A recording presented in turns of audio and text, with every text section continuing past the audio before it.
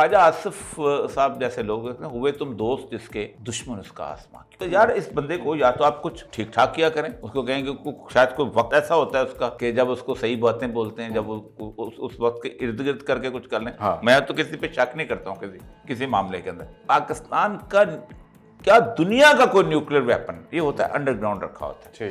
ये जब सरफेस में आता है यूज करने के लिए तो दुनिया ऊपर आपके छा जाती है, आपको पिक कर लेके पता चल जाता है। ख्वाजा आसिफ साहब ने स्टेटमेंट दी, आप अंदाजा करें कि और इजराइल का जो टाइम्स ऑफ इसराइल है वो कहता है Asif made the comments while answering question on whether the debtors that Pakistan gets from the nuclear weapon will be made available to Saudi Arabia. Let me make one point clear about Pakistan's nuclear capability, that the capability was established long ago when we conducted test.